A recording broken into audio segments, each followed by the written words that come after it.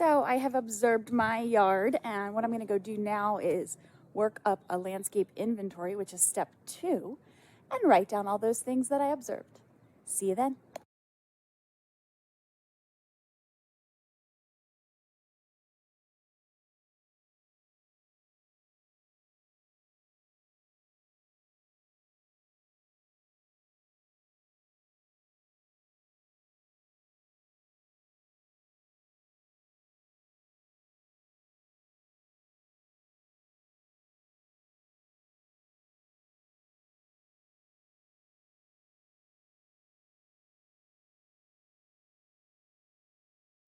The landscape inventory is complete. You can go to Reels to see how it came together.